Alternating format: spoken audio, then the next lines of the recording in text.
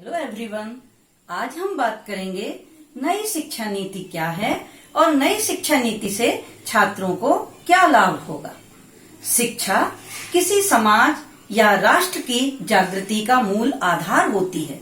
शिक्षा सहज, सरल और रोजगारोन्मुखी होनी चाहिए। स्वतंत्रता के बाद अब जो नई शिक्षा नीति आ रही है, यह भारतवर्ष की आजादी के बाद की तीसरी शिक्षा नीति है। इसके पूर्व सबसे पहली शिक्षा नीति 1968 में आई थी, दूसरी शिक्षा नीति 1986 में और अब ये तीसरी शिक्षा नीति पूरे 34 वर्षों के बाद आ रही है। आज कंप्यूटर और टेक्नोलॉजी का युग है, अतः शिक्षा इसी के अनुरूप होना चाहिए। प्राचीन शिक्षा पद्धति 10-2 पर आधारित थी, जबकि नवीन शिक्षा पद्धति 5+3+3+4 के फार्मूले पर आधारित है। हम इसके बारे में अभी चर्चा करेंगे। पहले मैं आपको बताना चाहूंगी कि जून 2017 में इसरो के पूर्व प्रमुख के कस्तूरी रंजन की अध्यक्षता में एक 11 सदस्यीय कमेटी तय की गई। उस कमेटी के द्वारा नई शिक्षा नीति का मसौदा तैयार करने का जिम्मा उन्हें सौंपा गया। उन्होंने अपना मसौदा तैयार किया और उसे मई 2019 में प्रस्तुत किया और उसे कैबिनेट की मंजूरी मिलने के पश्चात 29 जुलाई 2020 को हमारे मानव संसाधन विकास मंत्रालय के मंत्री श्री रमेश पोखरियाल निशंक जी एवं सूचना एवं प्रसारण मंत्री श्री प्रकाश जावड़ेकर जी के द्वारा प्रस्तुत किया गया। यहाँ मैं एक बात और बताना चाहूंगी कि अब मानव संसाधन विकास मंत्रालय का नाम बदलकर शिक्षा मंत्रालय कर दिया गया है और अब हमारे जो मानव संसाधन विकास मंत्री हैं वो शिक्षा मंत्री कहलाएंगे। नई शिक्षा नीति के बारे में अगर हम चर्चा करें तो नई शिक्षा नीति में जो 5+3+3+4 का प्लान है, उसमें से जो प्रथम 5 वर्ष हैं उसे फाउंडेशन कोर्स कहा गया है।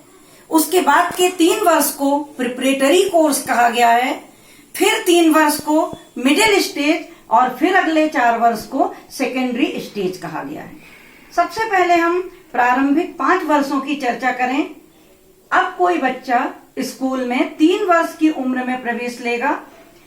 प्रारंभिक 3 वर्ष उसके प्री प्राइमरी और फिर क्लास फर्स्ट और सेकंड, इस तरह जब वो शुरू में 5 वर्ष अध्ययन करेगा और उस समय उसे केवल खेलकूद, गतिविधि, क्रिएटिविटी आदि से जोड़ा जाएगा। उसके लिए जो शिक्षा पद्धति होगी वो ऐसी होगी जो उसका स्कूल के प्रति लगाव जागृत करे। कोई एग्जाम, कोई भय का माहौल नहीं होगा। अगली स्टेज प्रिपरेटरी स्टेज, जिसमें बच्चा क्लास 3rd और 4th तथा 5th की पढ़ाई करेगा।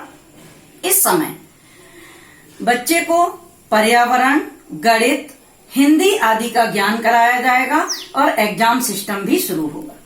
अगली स्टेज आती है मिडिल स्टेज, जो कि क्लास 6, 7th और 8th की स्टेज है। और इस स्टेज की सबसे बड़ी विशेषता यह है कि यहाँ एक तो इंडियन लैंग्वेज में पढ़ाई होगी, दूसरा इस स्टेज में 6th क्लास से ही कंप्यूटर कोर्स, वोकेशनल या व्यावसायिक शिक्षा पर बल दिया जाएगा।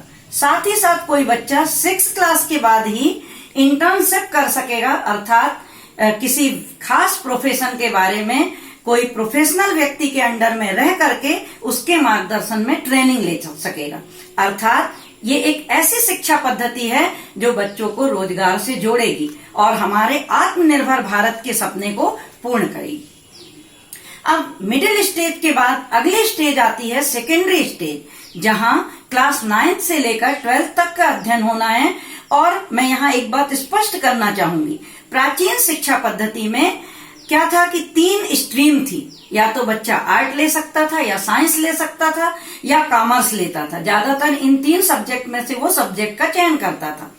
इस पद्धति की एक बुराई यह थी कि जो साइंस का विद्यार्थी था वो अपने आप को सुपर समझता था और आर्ट के विद्यार्थियों को हीन भावना की नजर से देखता था।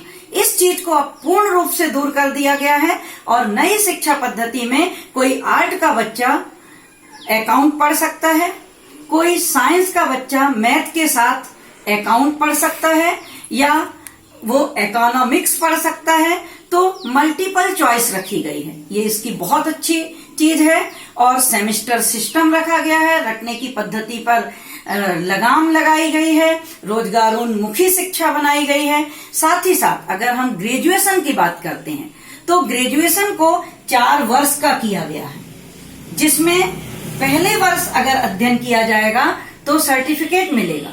दूसरे वर्ष तक अगर अध्ययन करके कोई विद्यार्थी छोड़ता है तो उसको डिप्लोमा मिलेगा, 3 वर्ष करने पर डिग्री मिलेगी और 4 वर्ष करने पर रिसर्च के साथ सर्टिफिकेट मिलेगा।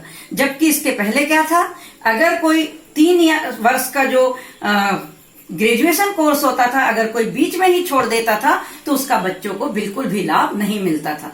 जबकि अब हर वर्ष पे लाभ है।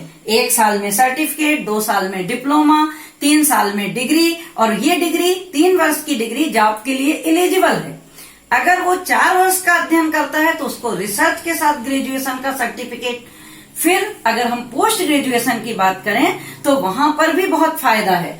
पोस्ट ग्रेजुएशन को 1 या 2 साल का बनाया गया है। अब 1 या 2 साल का कैसे? अगर किसी ने ग्रेजुएशन के 4 वर्ष कंप्लीट कर लिए हैं तो केवल वो 1 वर्ष पढ़ेगा और उसको पोस्ट ग्रेजुएशन की डिग्री मिल जाएगी। लेकिन अगर उसने ग्रेजुएशन के 3 वर्ष कंप्लीट किए हैं तो उसको फिर 2 वर्ष का पोस्ट ग्रेजुएशन करना पड़ेगा।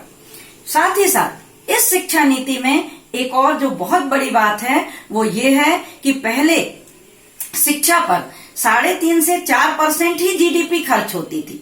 अब 6% तक जीडीपी खर्च करने की अनुमति है या की जा सकती है। साथ ही साथ लगभग 2 करोड़ ड्रॉप आउट बच्चे, उन्हें भी शिक्षा नीति से या शिक्षा से जोड़ने, विद्यालयों से जोड़ने के विशेष प्रयास किए गए हैं। इस शिक्षा नीति की कुछ प्रमुख विशेषताएं हैं। पहला, शिक्षा की एकरूपता। दूसरा, बुनियादी स्तर पर परिवर्तन।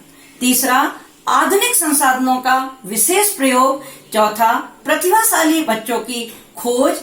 अगला, एक सर्व सुविधा युक्त सार्वभौमिक शिक्षा के साथ रोजगारोन्मुखी शिक्षा की ओर जोर दिया गया है।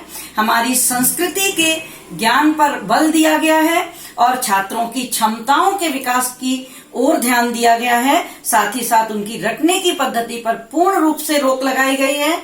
सेमेस्टर पद्धति है, अर्थात ऐसा नहीं है कि बच्चा ट्यूशन या कोचिंग से पढ़ ले और उसके बाद जाकर के 1-2 महीने की पढ़ाई करके ही पास हो जाए। नहीं, उसको वर्ष भर पढ़ाई करना पड़ेगा। अंत में मैं यही कहूंगी, बहुत जरूरी होती शिक्षा, सारे अवगुण धोती शिक्षा। बहुत जरूरी होती शिक्षा, सारे अवगुण धोती शिक्षा। कर्तव्यों का बोध कराती, अधिकारों का ज्ञान कराती। शिक्षा से ही मिलता है सर्वोपरि सम्मान। बहुत जरूरी होती शिक्षा, सारे अवगुण धोती शिक्षा। मैं यहाँ आपको एक बात और बताना चाहूंगी, अगर अपने देश को विश्व में महाशक्ति के रूप में उभरना है तो उसके लिए ये शिक्षा नीति बहुत कारगर हो सकती है, बशर्ते कि इस शिक्षा नीति में स्कूलों को संसाधनों से युक्त बनाया जाए, शिक्षकों को और ज्यादा प्रशिक्षित किया जाए, और अगर शिक्षक, पालक और बच्चे पूर्ण रूप से सहभागी हों तो ये शिक्षा नीति जरूर सफल होगी और हमें एक विश्व में महाशक्ति के रूप में उभारने में मददगार होगी। धन्यवाद।